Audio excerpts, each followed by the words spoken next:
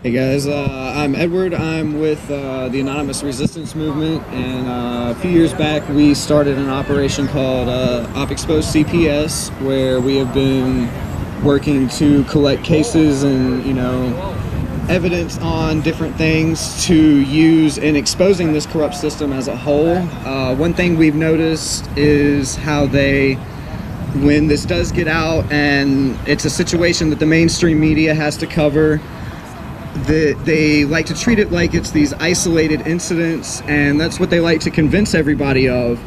That CPS just made this one error here, this one little mistake there, and it's not the system. It's not broken, but it's broken. It's from the very bottom all the way to the top. The people in Washington are running it. You've got the Democratic Party heavily involved. And then it goes all the way down to the little offices and the state, different government agencies that I won't say can regulate them, because in reality there is no government agency that regulates any kind of child protective or family services agency. They are completely unregulated. So, but, people like the Department of Justice and the FBI, they are supposed to investigate these type of things. Attorney General's office, but they brush it under the rug.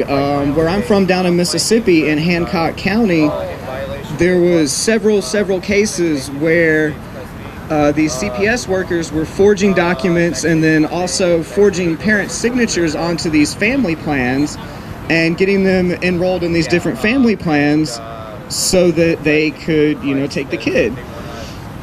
And this went all the way back to the governor's office and the attorney general, and they were supposed to be investigating it, and it's all been since then completely ignored. It made a couple news articles for a week here, and there was a couple small papers that picked it up and ran with it for a couple months, but even they're quiet with it now. And for the large part, everybody treating this like a small isolated problem seems to make it so easy to, brush away that, this isn't going to happen to me because one CPS worker fucked up somewhere. No, and that's the problem that I see with a lot of people, is they don't care until it does happen to them. I see that all the time. Like right before I walked out to the car, there was a gentleman walking through the park that straight up said, I don't care. And seemed to be very proud of it. Like, he may not have kids now, but what about when he does? What about brother, sister? Yeah, well, he's paying taxes and paying for it too. It's coming out of the Social Security. It still affects him in other ways. A lot of the males that go through these programs end up very abused and then tossed to the streets once they reach the age of 18 and don't get money anymore, and are left with nothing but, an influence of violence and left to survive on the streets, and it breeds nothing but criminals, which, the ultimate goal is to put them in the prison system and extract the slave labor. But, I forgot where I was going with that one.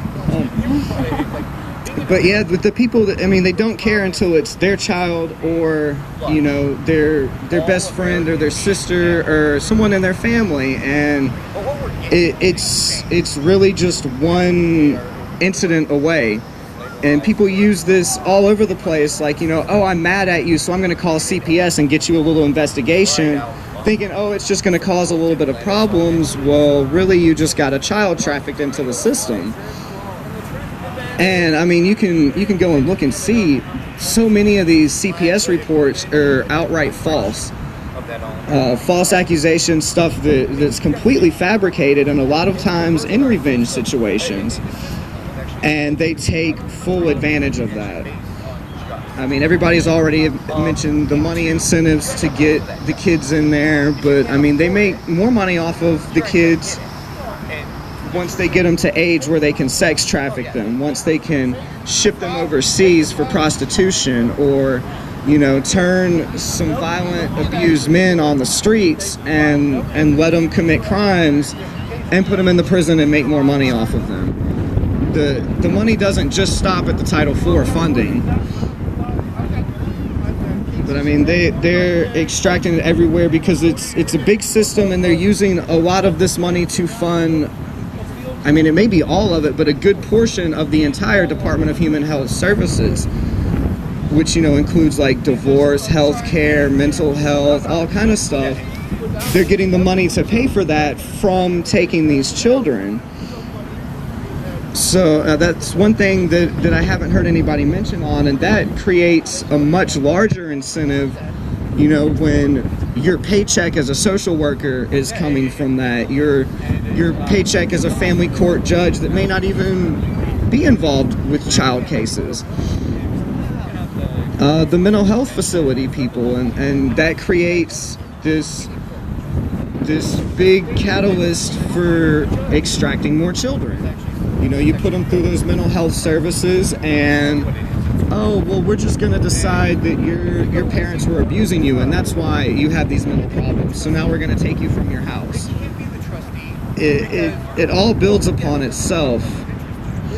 And, you know, like I said, it goes from the bottom all the way to the tippy top, and not just with the government, with elite bankers who, you know, I believe they're using these children to traffic them to government officials for the purpose of blackmailing.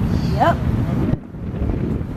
You know, now that when the election was going on, there was, you know, everything coming out saying, oh, well, Bill Clinton was sleeping with kids on Pedophile Island. And then, you know, the other side was, well, Donald Trump was sleeping with kids on Pedophile Island.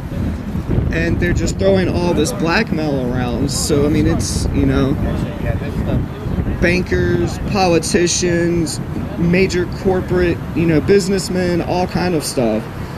And, you know, honestly, rooting this problem out is going to be a lot more complicated than just CPS.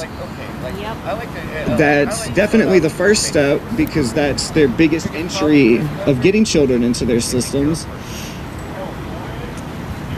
But it's going to be a long fight. It's not going to stop when we defeat CPS. And, you know, there's been people here that are running for various government offices. Those are the people we need to support and get in so we can actually make change. I know a lot of people here were working on the Family First Act, and that was nothing but road bumps after road bumps for, you know, everything they tried to do, because these politicians don't want this to stop.